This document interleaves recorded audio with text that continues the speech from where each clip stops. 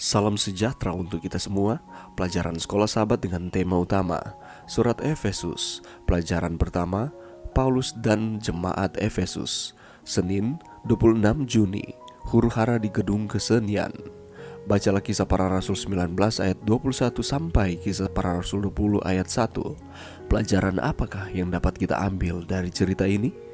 Kesaksian Paulus di gedung kesenian yang besar dan megah di kota Efesus sangat efektif sehingga mempengaruhi mesin ekonomi yang menggerakkan kota, yaitu turisme yang berfokus di kuil Artemis, suatu kuil yang luar biasa dengan struktur yang megah terdiri dari 27 tiang, setiap tiang tingginya 60 kaki, terbuat dari batu marmer Parian putih bersih, batu marmer yang sempurna dengan seni ukir yang sangat mahal. 36 dari tiang-tiang diukir dan dilapisi dengan emas, sehingga kuil itu mendapat reputasi sebagai satu dari 7 keajaiban dunia kuno. Prihatin karena ajaran Paulus yang menentang penyembahan berhala akan mengeringkan dukungan keuangan dari kuil, Demetrius, seorang tukang perak, mempengaruhi sesama perajin untuk membuat huru-hara. Sebuah kerumunan yang dengan cepat menjadi besar dan dengan semangat yang luar biasa bergerak dari pasar ke dalam gedung kesenian yang besar yang dipenuhi dengan kira-kira 25.000 orang. Di sana keributan berlanjut. Selama 2 jam mereka terus berteriak, "Besarlah Artemis, dewi orang Efesus." Setelah orang banyak dibubarkan oleh petugas kota, Paulus bertemu dengan orang percaya dan meninggalkan kota itu. Pada akhir perjalanan misionerisnya yang ketiga, Paulus bertemu dengan tua-tua jemaat Efesus. Bagaimanakah saudara meringkaskan keprihatinan Paulus? Kronologi tentatif hubungan Paulus dengan Efesus. Tahun 52 Masehi, kunjungan Paulus yang singkat ke Efesus. Tahun 53 sampai 56 Masehi, 3 tahun pelayanan Paulus di Efesus. Dia menulis 1 Korintus sebelum meninggalkan kota itu. Tahun 57 Masehi, sementara di Miletus, Paulus bertemu dengan tua-tua dari Efesus. Dan tahun 62 Masehi, Paulus menulis surat kepada jemaat Efesus, kemungkinan saat dia berada di penjara di Roma. Paulus berkata, "Sebab itu berjaga-jagalah dan ingatlah bahwa aku 3 tahun lamanya, siang malam, dengan tiada henti-hentinya menasihati kamu masing-masing dengan mencucurkan air mata." Kisah Para Rasul 20 ayat 31. Apakah kira-kira amaran Paulus bagi gereja kita saat ini dan mengapa? Pelajaran yang bisa kita dapatkan pada saat ini, kalau kita membaca di dalam Kisah Para Rasul 19 ayat 21 sampai 40, itu merupakan huru-hara yang terjadi di Efesus. Lebih lanjut lagi di dalam Kisah Para Rasul 19 ayat 28 mengatakan, mendengar itu meluaplah amarah mereka, lalu mereka berteriak-teriak, katanya, "Besarlah Artemis, dewi orang Efesus." Kata unjuk rasa bukan lagi suatu hal yang asing di pendengaran kita. Hampir setiap hari surat kabar dan televisi memberitakan tentang unjuk rasa atau demonstrasi ini. Buruh berdemo di depan pabrik atau perusahaan untuk menuntut perbaikan upah supaya kehidupan pekerjaan mereka diperhatikan. Mahasiswa berdemo di jalan-jalan menuntut menegakkan keadilan, demo anti korupsi, demo anti kekerasan dan sebagainya. Suasana mencekam pula terjadi ketika unjuk rasa terjadi di kota Efesus. Apakah yang sedang terjadi di sana? Ada seorang yang bernama Demetrius, seorang tukang perak yang membuat kuil-kuilan Dewi Artemis dari perak. Usahanya itu mendatangkan penghasilan yang tidak sedikit bagi tukang-tukangnya.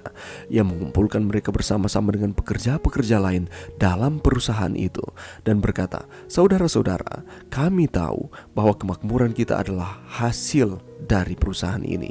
Kisah Para Rasul 19 ayat 24 sampai 25.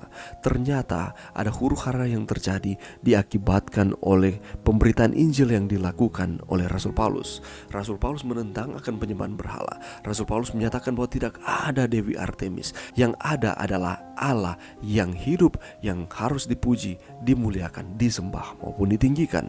Di dalam Kisah Para Rasul 19 itu pernah mengatakan bagaimana Paulus bukan saja di Efesus tetapi juga hampir di seluruh Asia telah membujuk dan menyesatkan banyak orang dengan mengatakan bahwa apa yang dibuat oleh tangan manusia bukanlah dewa. Dan ini merupakan demonstrasi yang dilakukan oleh orang-orang yang ada di Efesus, terlebih khusus Demetrius dan juga para pengikutnya, untuk mengaburkan akan ajaran dari Paulus yang menyatakan bahwa tidak ada dewa-dewa, tetapi hanya ada Allah yang hidup. Pada waktu itu yang menjadi kebanggaan kota Efesus adalah kuil Dewi Artemis yang sangat termasyhur di seluruh dunia. Bahkan kuil ini mendapat reputasi sebagai satu dari 7 keajaiban dunia kuno karena pemberitaan Injil yang dilakukan oleh Paulus. Seorang pembuat berhala dari perak yaitu Demetrius merasa terusik dan bisnisnya terancam akan ditutup.